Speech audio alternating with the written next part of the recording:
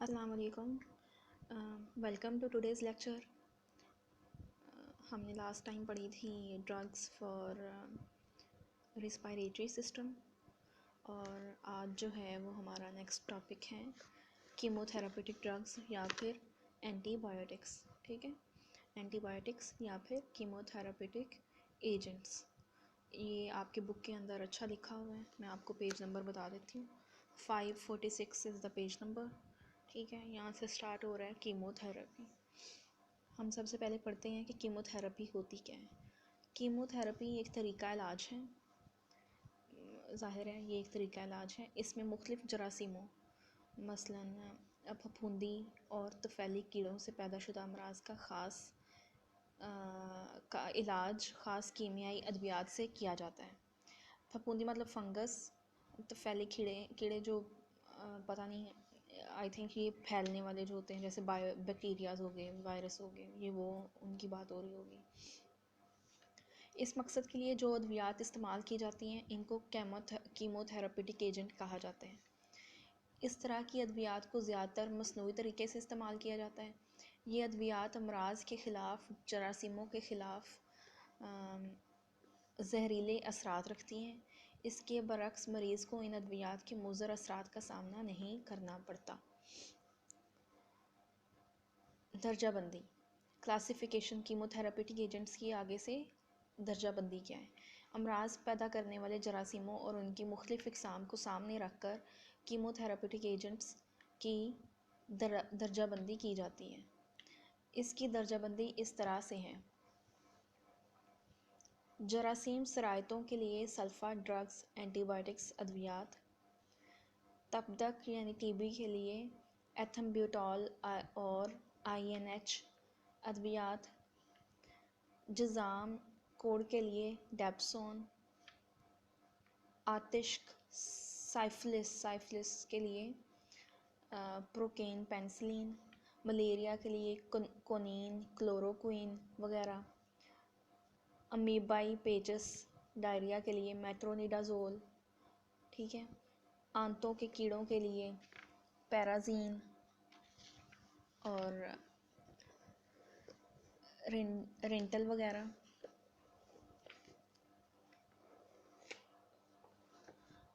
मर्स बाइस ट्रेपनोसोम यशमीनिया और सिस्टोम के लिए एंटीमनी। फफूंदी के अमराज के लिए नाइस्टेटिन, ग्राइसोफ्लेविन। वायरस के अमराज के लिए राइबाजोल। सरतान होता है कैंसर के लिए ल्यूकेमिया वगैरह के लिए साइकोफास्फामाइड, बोसल्फान, मेथोब्रिकेट वगैरह। ठीक है, अब देखें उन्होंने ये बहुत ही कॉम्प्लिकेटेड करके इसकी क्लासिफिकेशन दी है लेकिन इसमें जो है वो मैं आपको एक पिक्चर भेजती हूँ, अभी दिखाती हूँ आपको।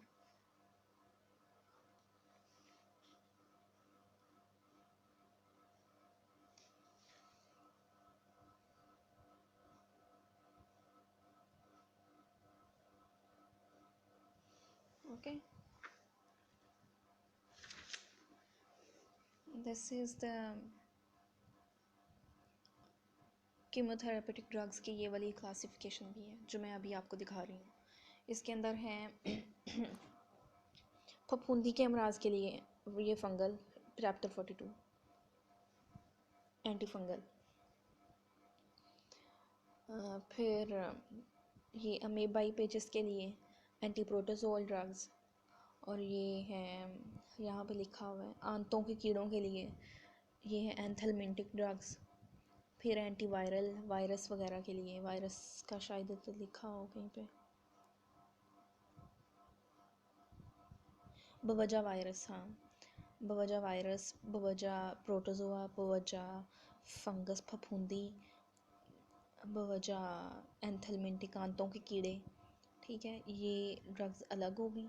ठीक है, एंटी कैंसर, वायरल, एंथलमिंटिक और एंटी प्रोटोजोल और एंटी फंगल, ये ड्रग्स जो हैं ये अलग हो गई। ठीक है, फिर जो हैं आगे ये सारी एंटीबैक्टीरियल्स हैं, आगे इनकी डिफरेंट टाइप्स हैं। ठीक है।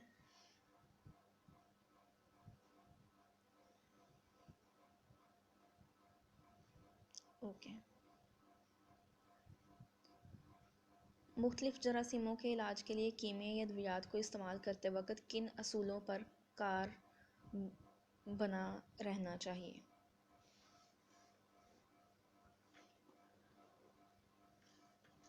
जब हम सरायतों का कीमियाई अद्वियात के ज़रिए इलाज करते हैं तो इनके इस्तेमाल से बेहतरीन नताइज उसी वक्त हासिल हो सकते हैं जब हम चंद असूलों पर अमल करें। इस तरह कीमियाई अद्वियात के इस्तेमाल के सिलसिला में मंदरजा ज़ैल असूलों पर अमल करना ज़रूरी है। जब भी कोई कीमियाई दवा तजवीज़ करें तो इसके इस्तेमाल से कबल इस मर्ज़ की दुरुस्त तशख़ीस बहुत एहतियात से करें, ये बहुत ज़रूरी है। दुरुस्त क्लिनिकल तशख़ीस के बाद इस तरह की अद्वियात का इस्तेमाल शुरू करवाया जाए। मतलब ये कि अगर किसी को फ़ंगल डिज़ीज़ है और हम उसे बैक्टीरिया दे रहे हैं, या फिर किसी को वायरल डिज़ीज़ है, जैसे इधर लोगों को ज़ुकाम होता है और हम एंटीबैक्टीरियल्स एंटीबायोटिक्स दे देते हैं, जबकि ज़ुकाम जो है या वो वायरल है। ठीक है। और वायरस जो है वो खुद ब खुद ही ज़ुकाम जो है वो खुद ब खुद ही 7 दिन का उसका पीरियड होता है। 7 दिन बाद तकरीबन वो खुद ब खुद चला जाता है। अगर ना जाए तो हम नॉर्मली उसके लिए हम देते हैं एंटी हिस्टामिन ड्रग्स। ठीक है। एंटी वायरल नहीं देते। वायरल जो है बहुत स्ट्रॉन्ग मेडिसिन होती हैं। जैसे गले की सोजिश के लिए पेनिसिलिन का इस्तेमाल, बाज़ अमराज के लिए बैक्टीरियोलॉजिकल तशख़ीस की ज़रूरत होती है, जैसे ससाम का मर्ज़। ठीक है। तो मैं आपको बता दूं कि जितनी भी ड्रग्स होती हैं ना, जैसे गले की सोजिश, फिर ये गले की सोजिश हो गई बिल्कुल फर्स्ट लाइन। ठीक है। उसके बाद फिर है कि हमारी चेस्ट इन्फेक्शन। ठीक है। फिर आ जाता है थोड़ा सा ट्रैकिया तक, नीचे तक प्रॉब्लम हो, फिर चेस्ट इन्फेक्शन हो कि वीजिंग हो रही है, फिर उसके बाद यूटीआईज़ की इन्फेक्शन, स्टमक की इन्फेक्शन, फिर यूटीआई की यूरिनरी ट्रैक्ट की इन्फेक्शन। ठीक है। इन सब के लिए अलग अलग जो है मेडिसिन हैं। जैसे जैसे इनकी लेवल बढ़ता जाता है वैसे वैसे इनकी मेडिसिन भी हैं। बैक्टीरिया ही होते हैं लेकिन इनकी मेडिसिन अलग अलग होती हैं। इसलिए उन्होंने कहा है कि ज़रूरी है कि तशख़ीस जो है वो सही से हो। फिर ये मैंने आप लोगों को शायद पहले भी बताया हुआ है कि कल्चर और सेंसिटिविटी टेस्ट करते हैं। ठीक है। नंबर 1 उन्होंने क्या कहा है कि तशख़ीस जो है वो ठीक हो, मतलब उसका डायग्नोसिस जो है वो ठीक हो। दूसरा उन्होंने क्या कहा है कि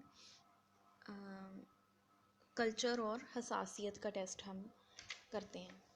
इससे हमें पता चल जाता है कि एक्चुअली बैक्टीरिया कौन सा है, और हर बैक्टीरिया के लिए अलग अलग मेडिसिन हैं। ठीक है।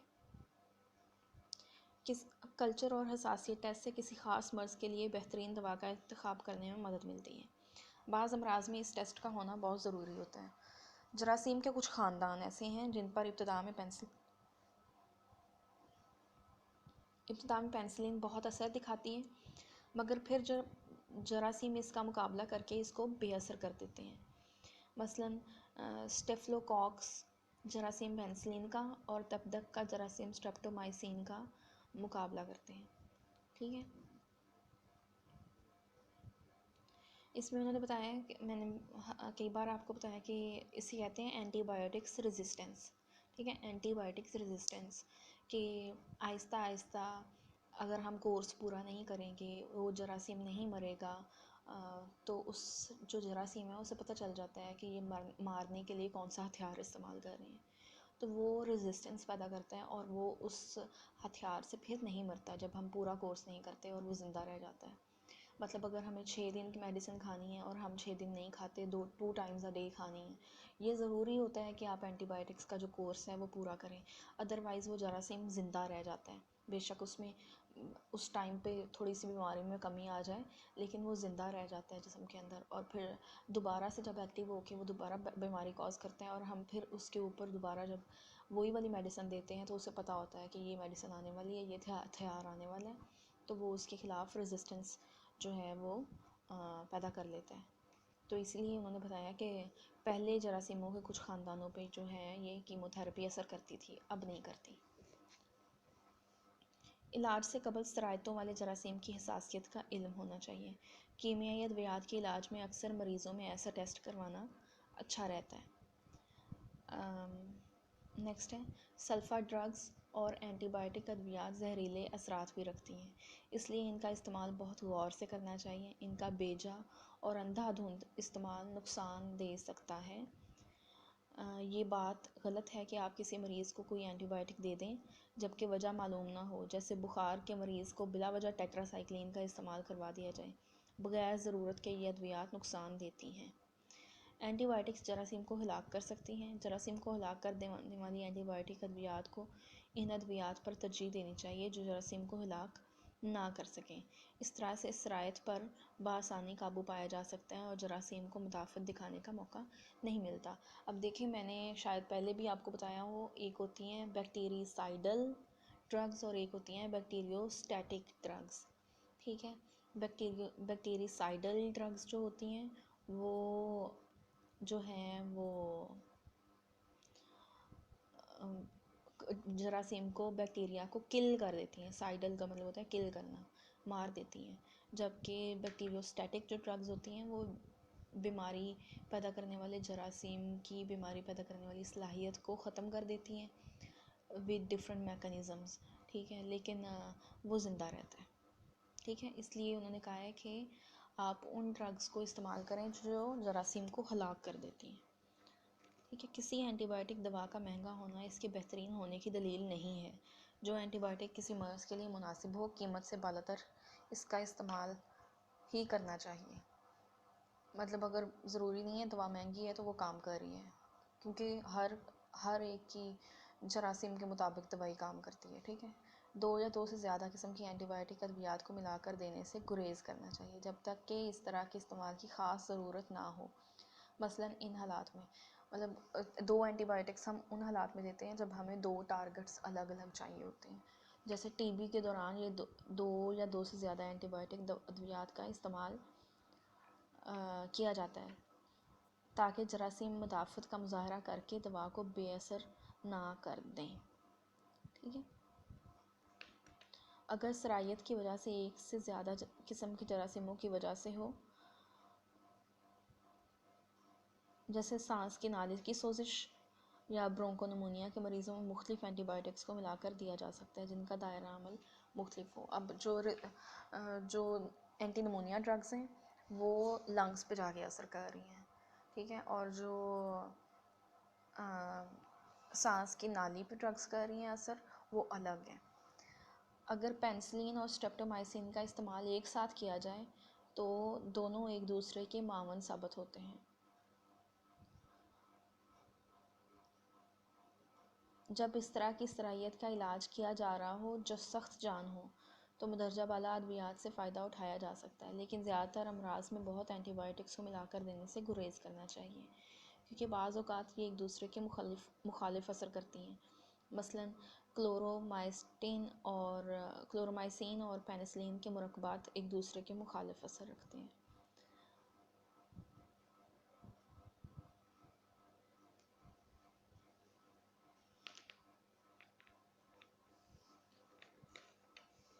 ये इसमें उन्होंने बताया कि 2 तरह की जो एंटीबायोटिक्स हैं ज़रूरी नहीं है वो अगर तो वो एक दूसरे के मावन साबित हो रही हैं, मतलब एक दूसरे के असर को में हेल्प कर रही हैं, एक दूसरे के साथ हेल्प करके वो बीमारी को जो है वो ख़त्म कर रही हैं, तो फिर तो ठीक है। लेकिन अगर वो दोनों एक दूसरे के अगर मुखालिफ काम कर रही हैं, लाइक ड्रग इंटरेक्शन जिसे कहते हैं, मैंने कई बार बताया पहले भी कि एक जो दोनों ने सेम रिसेप्टर पे काम करना है, और अगर एक जो है आके एक रिसेप्टर पे बैठ गई है तो दूसरी कहाँ जाएगी। ठीक है, तो कोई फ़ायदा नहीं होगा दूसरी देने का। फिर दूसरा ये है कि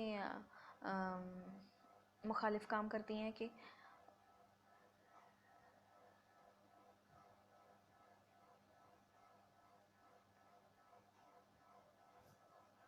दोनों के जो साइड इफ़ेक्ट्स मिल के आ रहे हैं वो बहुत ज़्यादा नुकसानदेह हैं, या फिर दोनों मिल के कुछ ऐसा मरकब बना रही हैं जो कि और नुकसानदेह हैं मरीज़ के लिए।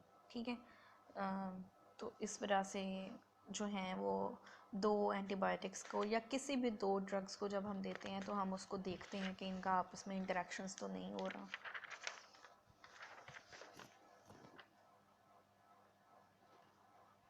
नेक्स्ट है एंटीबायोटिक्स। एंटीबायोटिक्स अद्वियात कीमियाई मुरक्कबात होते हैं। ये एंटीबायोटिक्स ज़िंदा जरासीम या फफूंदियों के पैदा करदा मुरक्कबात होते हैं जो दूसरी किस्म की बीमारी पैदा करने वाले जरासीमों की पैदाइश को रोक देते हैं या इनको हलाक कर देते हैं।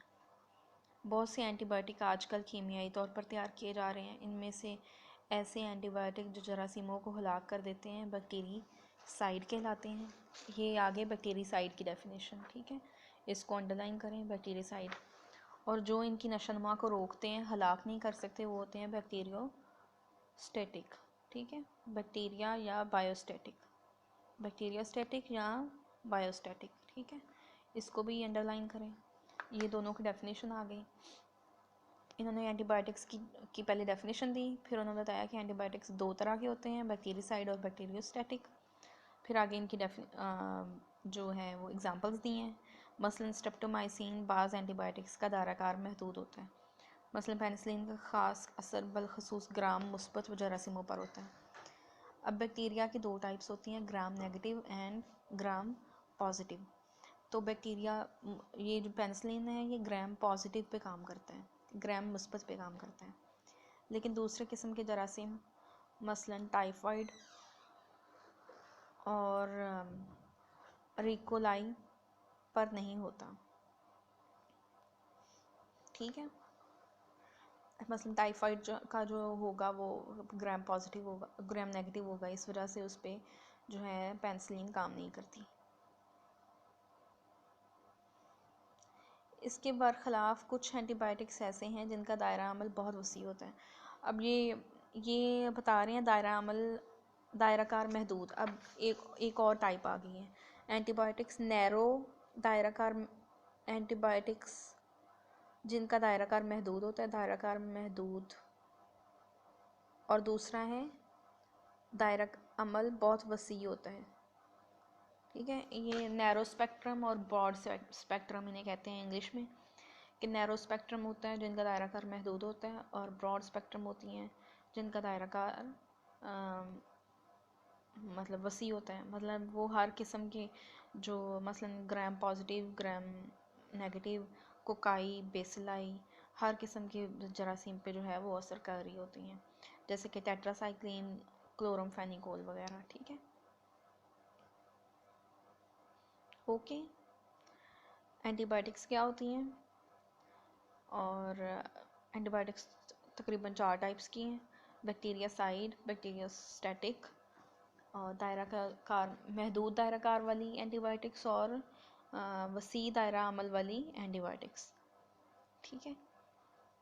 महदूद दायराकार वाली एंटीबायोटिक्स और वसी दायरा अमल वाली एंटीबायोटिक्स। तो आगे से इनकी उन्होंने एग्जांपल्स दी हुई हैं। ताज़ा तरीन ब्रिटिश फार्माकोपिया के मुताबिक एंटीबायोटिक्स की दर्जा झैल ग्रुप बंदी की गई है।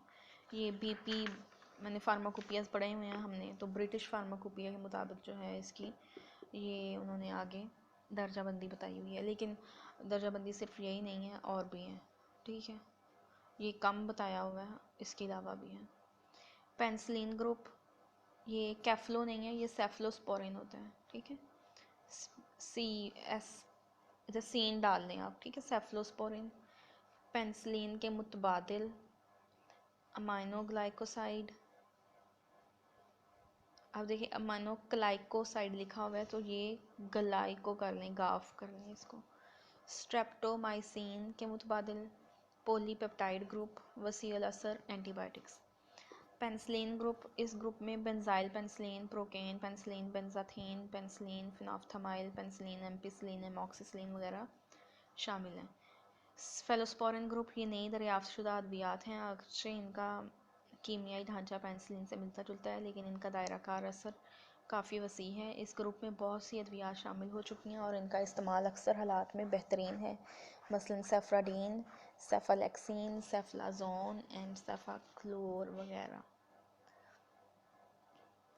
पेंसिलिन के मुतबादिल अगर ऐसा मरहला आ जाए किसी जरासीम के ख़िलाफ़ पेंसिलिन नाकाम हो जाए, वो काम नहीं कर रही या एलर्जी की वजह से पेंसिलिन का इस्तेमाल बहुत ख़तरनाक है, तो पेंसिलिन के मुतबादिल पर के तौर पर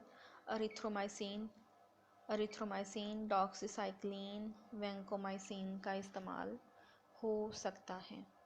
ठीक है, और ये माइनोग्लाइकोसाइड होते हैं। माइनोग्लाइकोसाइड्स के अंदर streptomycin, neomycin, gentamicin and kanamycin है। अब स्ट्रेप्टोमाइसिन के मुतबादिल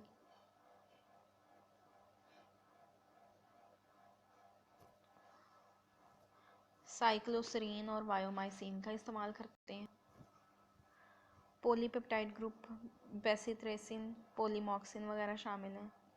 वसील असर एंटीबायोटिक्स इसके अंदर आ जाते हैं टेट्रासाइक्लिन, टेट्रामाइसिन, क्लोर टेट्रासाइक्लिन, डाइमिथाइल क्लोर टेट्रासाइक्लिन और क्लोरमफेनिकोल।